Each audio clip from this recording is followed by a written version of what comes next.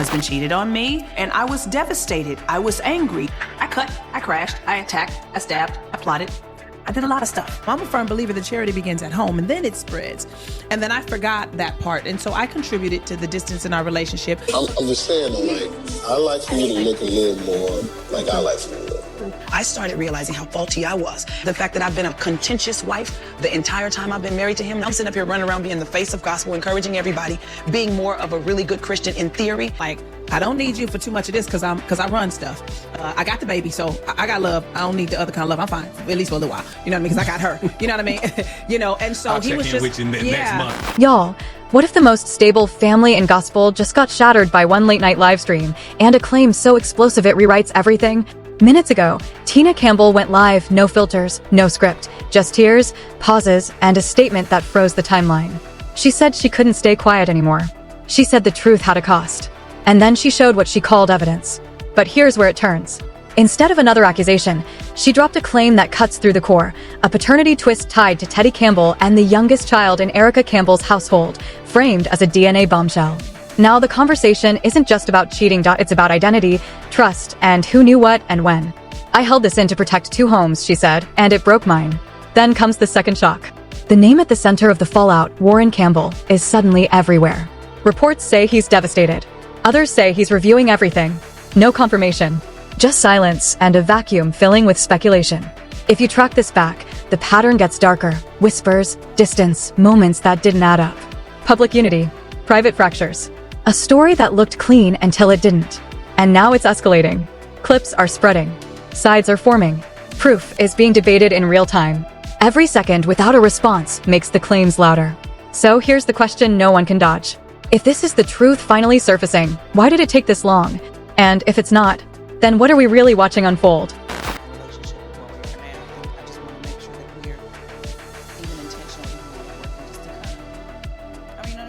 It didn't start with a confirmation.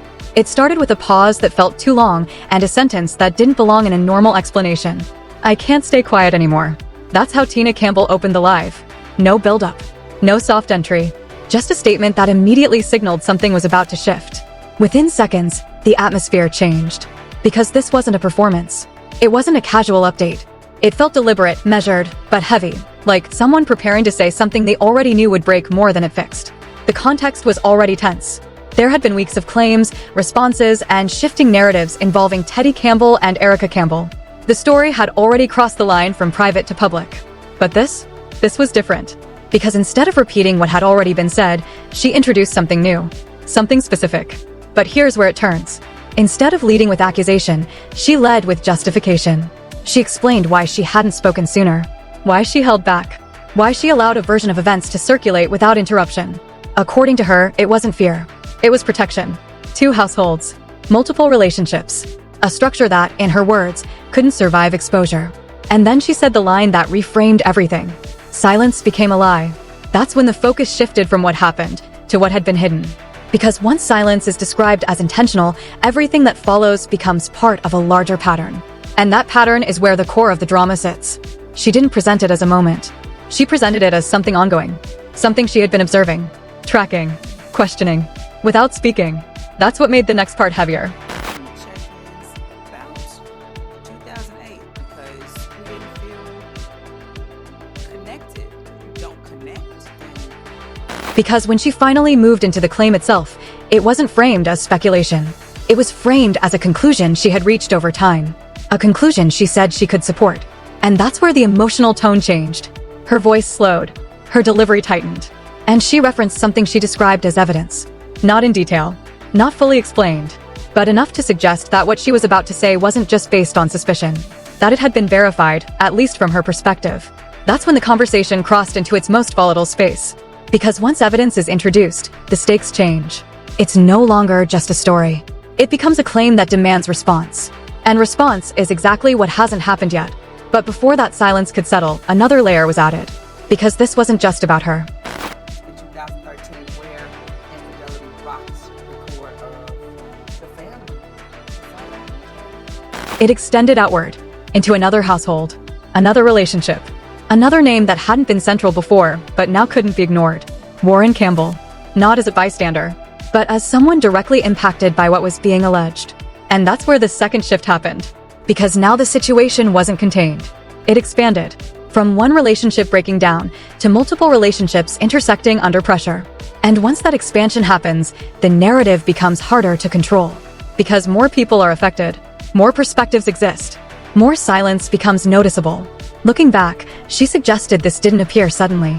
That there were signs, moments that didn't align, changes in behavior, gaps in explanation, things that, at the time, could be dismissed, but later started to connect.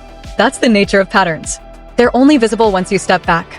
And according to her, that's exactly what she did. She stepped back. She watched.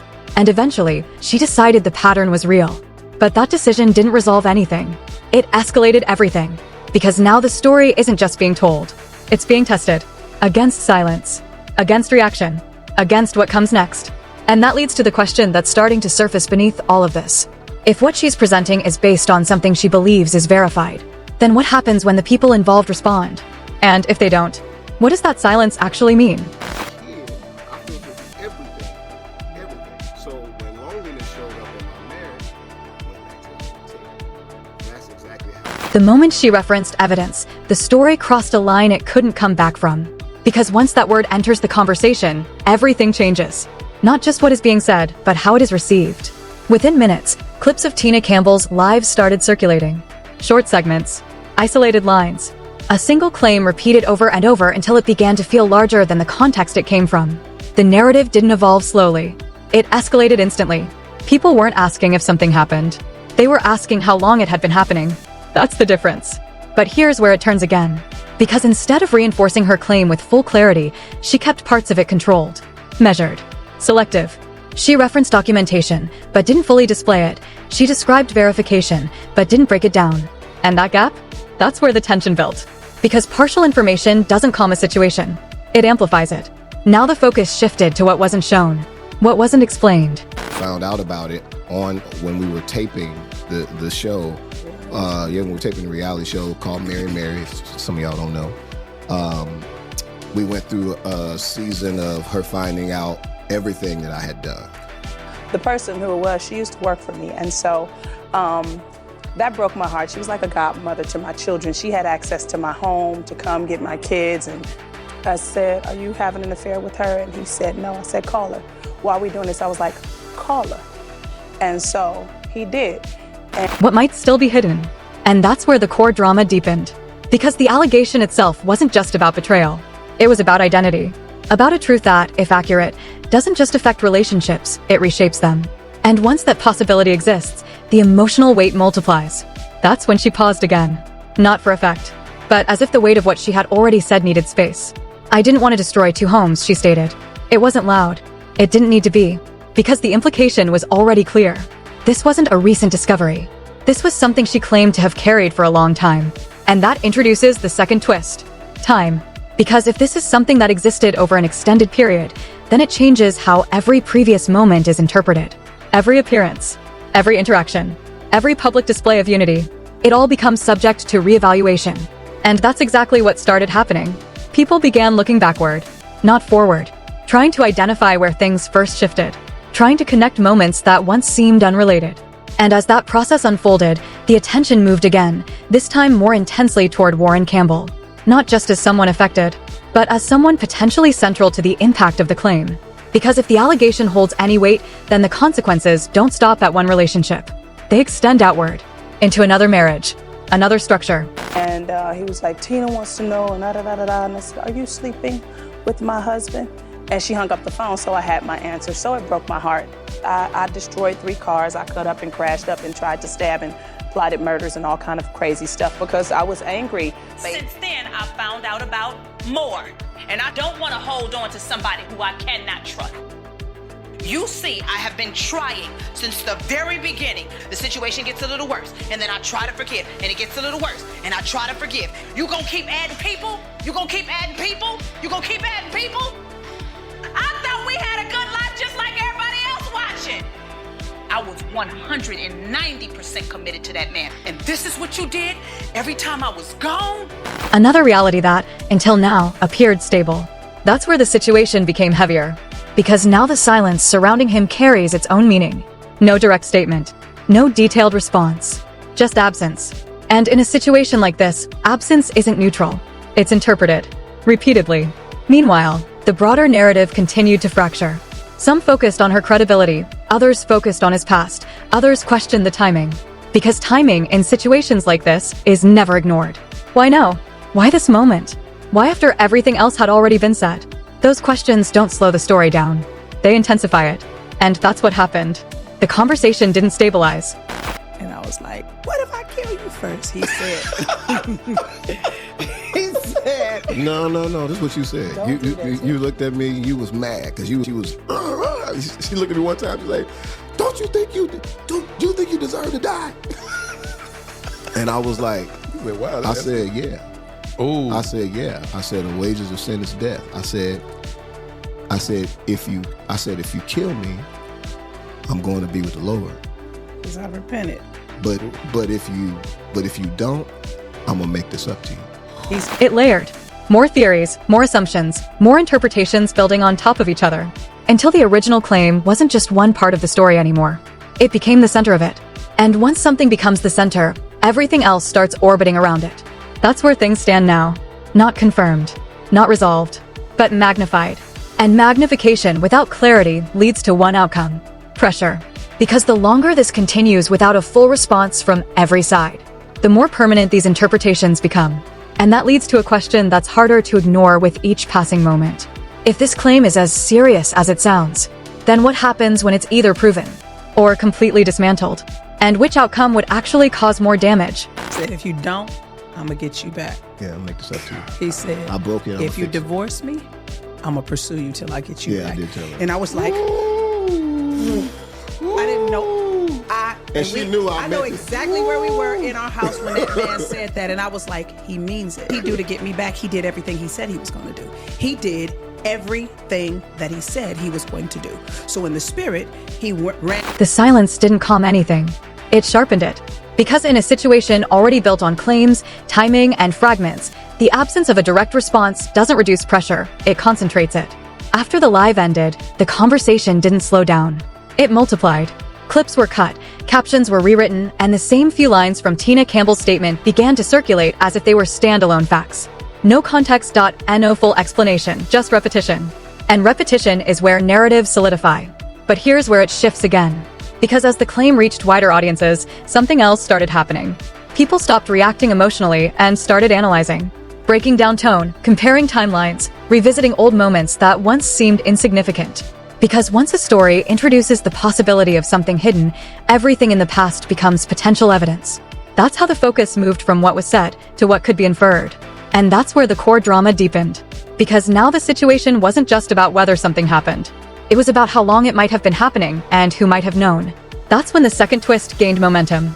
The idea that this wasn't an isolated situation. That it wasn't limited to one relationship. That multiple dynamics could have been overlapping at the same time. And once that idea enters the conversation, the structure changes. Because now the story isn't linear. It's interconnected. And at the center of that intersection, once again, is Warryn Campbell. Not because he has spoken, but because he hasn't. His silence has become part of the narrative. Interpreted as restraint by some, questioned as avoidance by others. Either way, it adds weight. Because in situations this public, silence rarely goes unnoticed. It gets filled with speculation, with assumptions, with conclusions that may or may not hold. Looking back, the pattern being discussed now didn't emerge overnight. It was constructed piece by piece, through hindsight. Moments that once seemed routine now appear significant. Interactions that felt ordinary now feel loaded. That's how perception works when new information is introduced. It rewrites the past. And that rewriting is what's escalating the situation further. Because the more people revisit what came before, the more they find connections that weren't obvious at the time. And those connections don't resolve anything. They complicate everything. Meanwhile, the balance between the narratives remains uneven. One side has presented a detailed claim.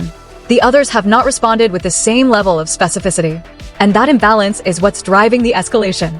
Because without a direct counter, the existing claim continues to expand unchecked. Not because it's confirmed, but because it's uncontested in detail. That's the stage the situation has reached. Where absence becomes influence. Where silence becomes a factor. Where every hour without clarification adds another layer to the narrative. And in that environment, the story stops being about what is true. It becomes about what feels most consistent. What fits the pattern people believe they're seeing? Which leads to the final question that now sits at the center of all of this. If the full story hasn't been told yet, then is what we're seeing now the truth finally surfacing? Or just the first version of something even more complicated waiting to unfold? And just like that, the story isn't ending, it's detonating.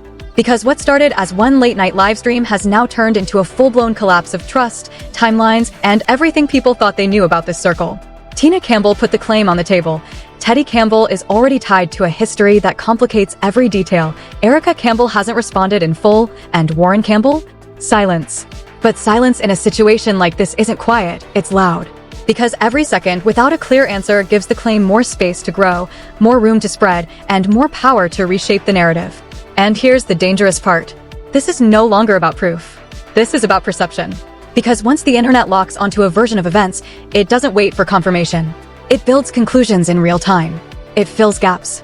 It connects dots that may or may not belong together. And now, there are too many dots. Too many unanswered questions. Too many versions of the same story colliding at once. So this becomes bigger than just a relationship. This becomes a test of who controls the narrative and who loses everything when it slips out of their hands. Because if even part of this is true, the damage isn't temporary. It's permanent. Reputations shift. Trust collapses. Histories get rewritten. And if it's not, then something just as serious is happening. So ask yourself, are we watching the truth finally come out? Or the beginning of a story that's about to get even darker?